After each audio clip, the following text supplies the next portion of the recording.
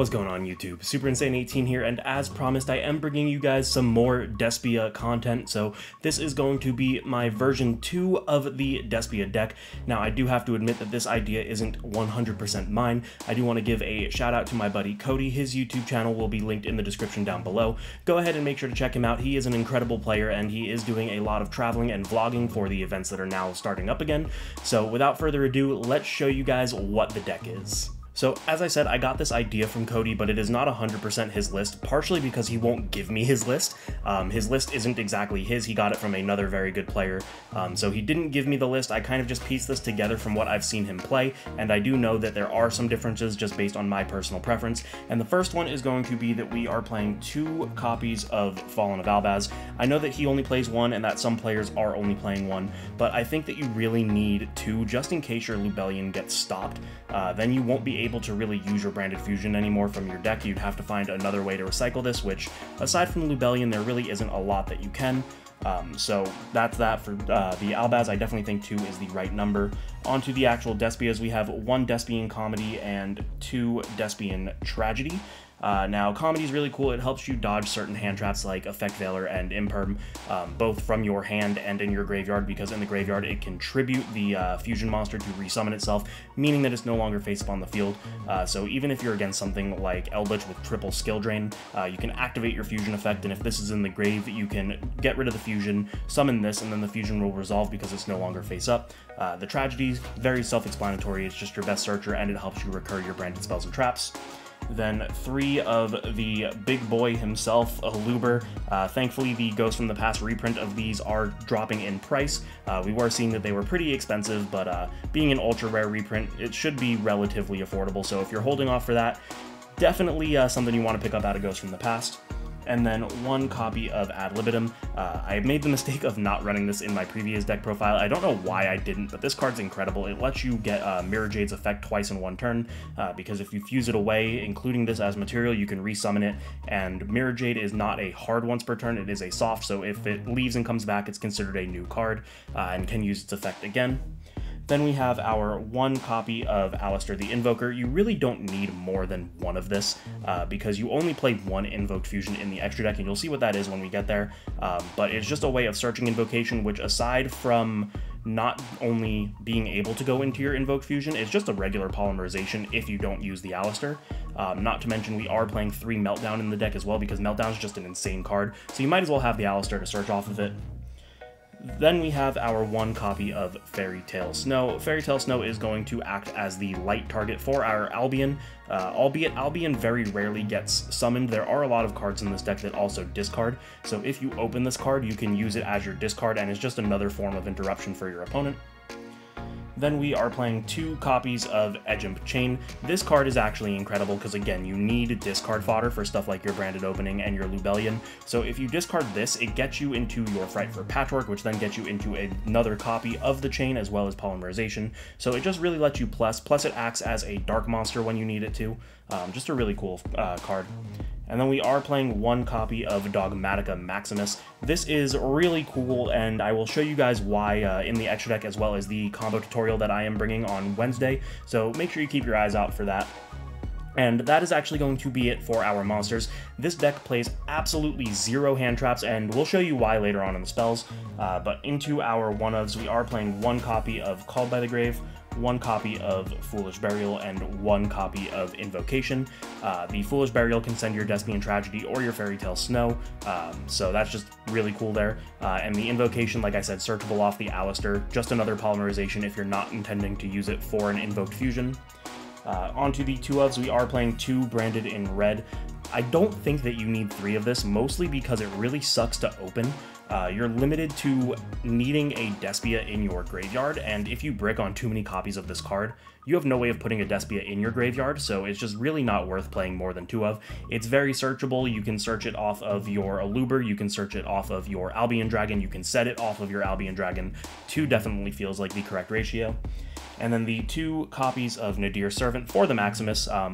This is one of the ways you can also recycle your Fallen of Albaz, I guess, if you're in a scenario where you're only playing 1 and your Lubellion gets stopped, but I don't really like that because it does lock you out of the extra deck, so recycling that Albaz doesn't really matter.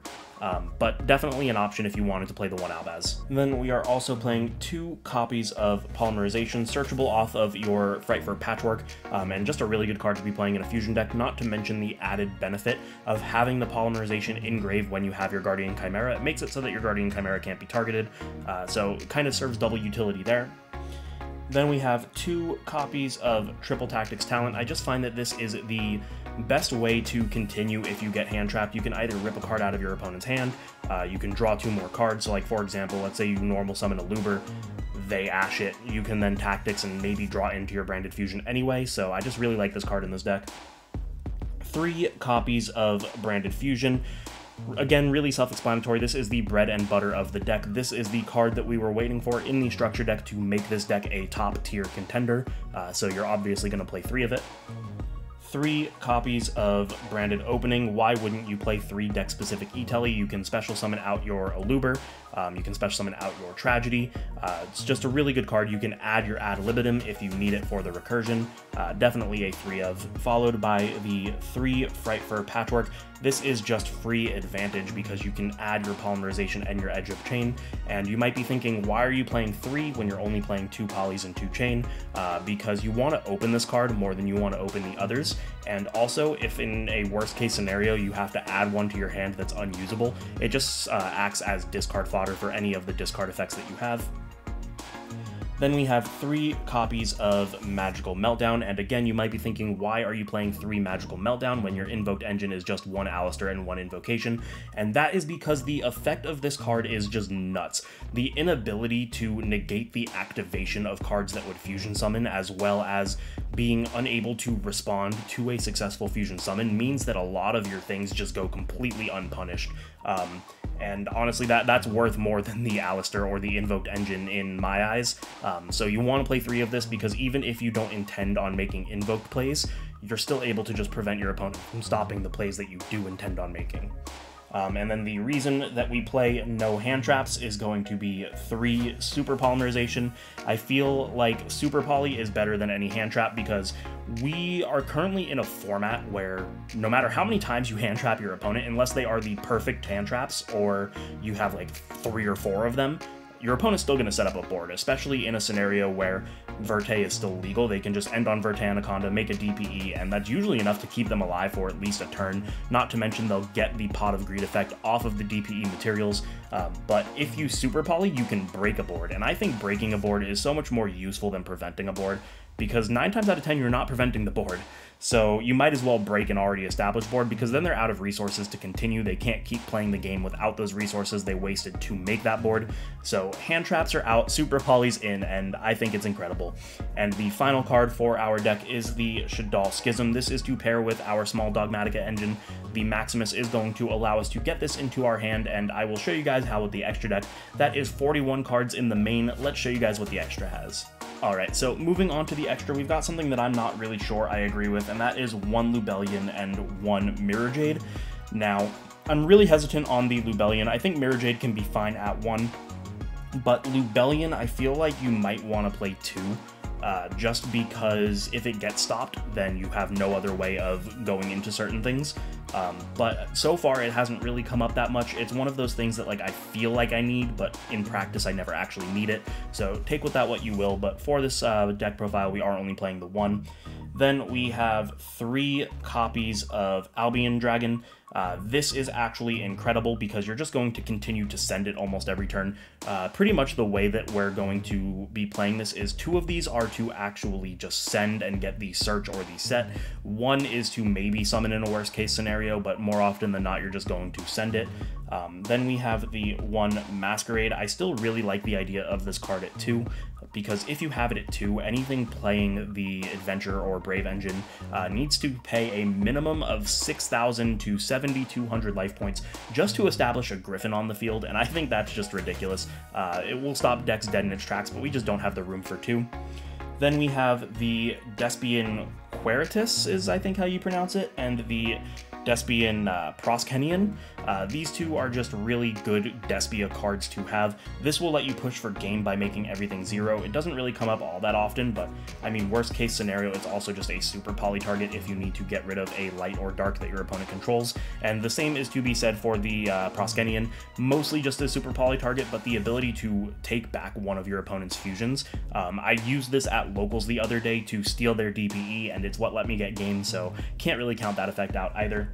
Then we are on one copy of Invoked Caliga. Being able to end your turn on Mirror Jade and Caliga doesn't sound really all that threatening, but when you actually have to go up against it, it's really hard to play out of. You will summon your Caliga, and because you're playing the Invoked engine, you'll have the Alistair in your hand, so they can't just like summon one time and get over it, because it will go up to 2800 defense if you use your Alistair, so there's that. Then a very small Shadal package, we have the App Cologne, the Construct, and the Winda. This is mostly, or not mostly, entirely for the Maximus, because the Maximus will allow you to get the Shadal Schism and summon Winda by using these. So we have that, and then finishing things out, we have one Dragostapelia and 2 copies of Guardian Chimera. I do apologize, my light just died, but hopefully that doesn't matter. The Dragostapelia, again, another super poly target, being able to get rid of your opponent's DPE, or if you're in the mirror match, any of their fusions, and then also the ability to just negate effects by giving them a Predaplant counter. And then the 2 Guardian Chimera, honestly, this card is probably the best card in the deck. Being able to draw 2, pop 1, or draw 1, pop 2, just gives you pretty much an unlimited amount of potential to get rid of your opponent's board, while also gaining resources for your next turn. So that is going to be it for the extra deck. And there you guys have it. That is going to be version 2 of the Despia deck profile. Hopefully you guys enjoyed. Again, another shout out to my buddy Cody. His channel is in the description. Make sure to check him out. You know the deal. If you liked it, make sure to like, comment, subscribe, ding the notification bell, share with your friends, and maybe consider supporting me on Patreon, because for just $1, you can support the channel in a way that I would never be able to tell you how much I truly appreciate. Thank you guys so much for watching, and I will see you in the next one.